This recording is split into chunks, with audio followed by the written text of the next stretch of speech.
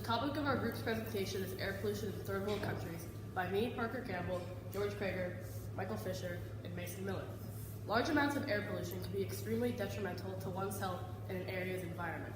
Long-term health effects include lung cancer, heart disease, and respiratory diseases such as emphysema.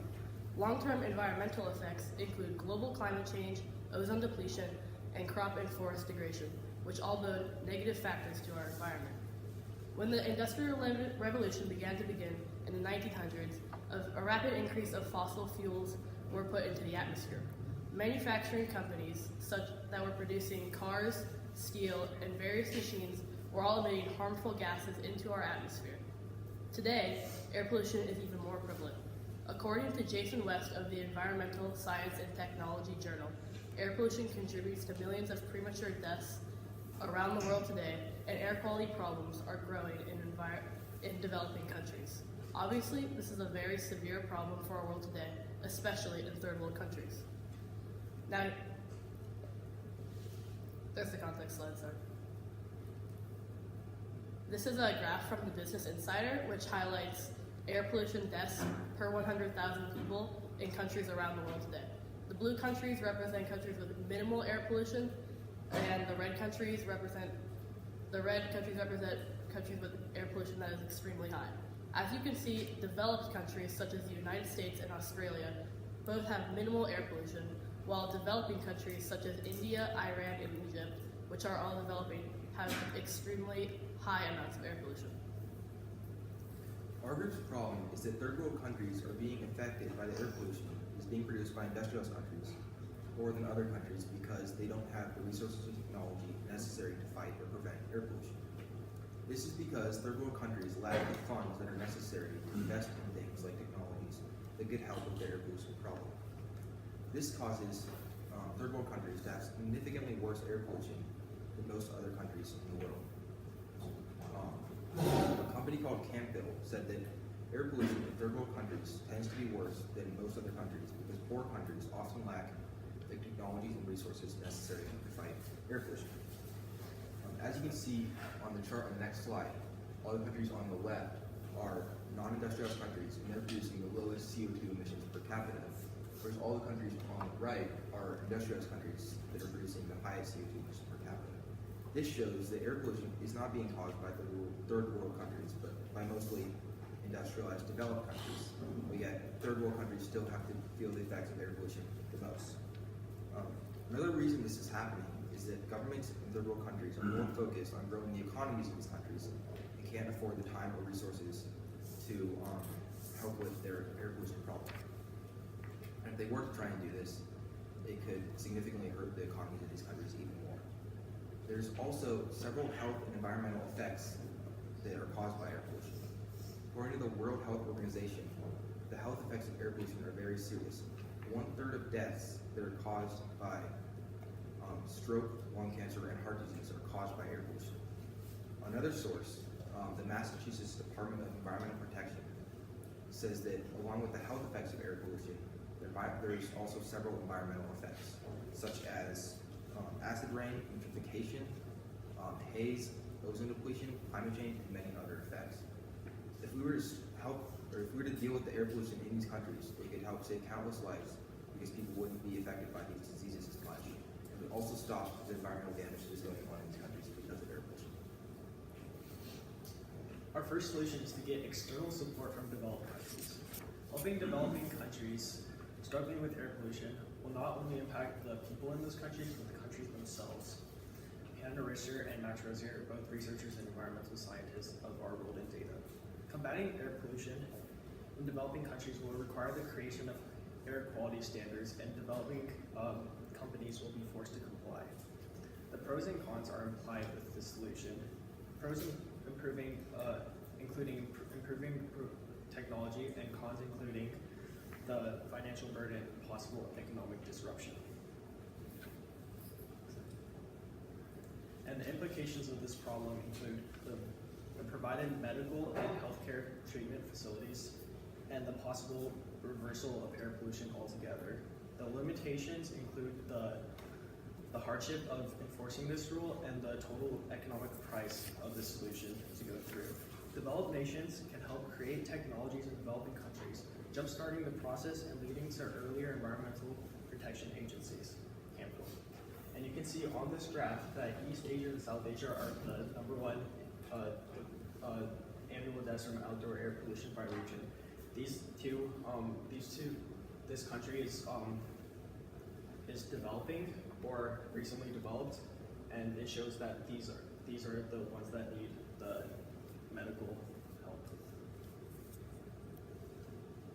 So our second solution to this issue is to implement further international agreements on climate change. This basically means that countries of the world gather together and decide to put a restriction on emissions or pollution as a whole. This was tried before in 2015 with something called the Paris Agreement. This was a great way to reduce pollution, but it eventually became ineffective after many countries decided to drop out of it, including the US, which you might have seen on the news. Now, a Harvard professor named Robert Stavins said that without the US in the Paris Agreement, it loses the ability to pressure small emerging economies into joining. So if a new agreement were to be made, it would have to contain all of the major contributors to make it effective in eliminating pollution. Now, some of the pros of this is that it will effectively reduce pollution in all areas of the globe, not just a specific area or region, and that this would pressure other countries to join as well, meaning that it would spread to other countries that are not joined, and it would be more effective in limiting pollution. Some of the cons are that countries are able to back out, and it's not a binding contract, and that the developed countries would not be responsible for the pollution that they have already created that has damaged the developing countries so much. Some of the implications are that global emissions will fall all over, and that developing countries will gain from this and be able to suffer from less deaths and health-related incidents, and that the agreement will require countries to plan ahead for the future, which is good for the Earth. Some of the limitations are that countries that rely heavily on emission-producing economies, they will be hurt by it because they won't be able to produce as much pollution, and their economy will suffer. And that, again, countries will have the potential to back out of it, making the agreement ineffective. So in conclusion, we feel that our second solution, which is implementing further international agreements on climate change, is the more realistic and feasible option.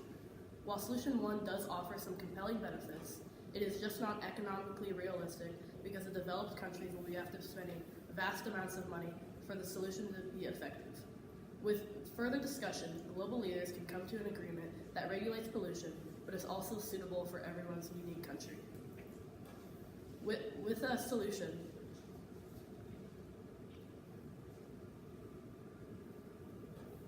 even if the changes are minor, it will still be effective in reducing air pollution that will help the countries now and especially in the future. With this solution, we can reduce the vast amounts of air pollution that have been affecting developing countries for decades. Nicely done, guys. You were right at 9 minutes, so good. Okay, I got a couple of questions for you. So if you guys would be very specific with your answers, that would help. Okay, let me start with Parker. How would you describe specifically how the content of this presentation changed as a result of your guys' discussion about your IRRs? Well, we did not want to really focus on the ethical side of it because we felt like people's religious and moral values wasn't really something that we could affect, but more so we wanted to focus on scientific and economic solutions because those are something that directly affects people's health and the economy, and we feel like it's something that we can change people's viewpoints on. Okay, good. Let's see, Mason, you next. How did the group decide to include or exclude George's perspective from the overall presentation at the end? Well, as Parker was saying, George had an ethical lens, and we didn't really want to focus on that, and we wanted to focus more on the scientific and economic side of it. George's argument was good overall, but it's just not what we wanted to include in our presentation. Okay.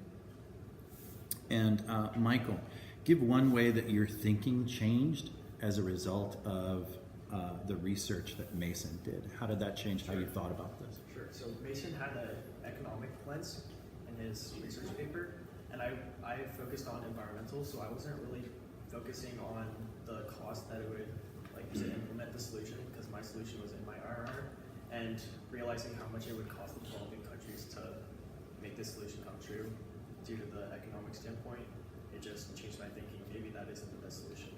Okay, good. And then finally, George, what change would you make to the way in which your group worked together to be more effective on the next group project you work with? What was one way that you would definitely change things? The one way that I would definitely change is we would meet in person more to practice our presentation. We didn't do a lot of it in person, we did it individually some of the times. And I feel that if we had worked together more in person, we could have made it more fluid and the presentation would have been better overall. Terrific.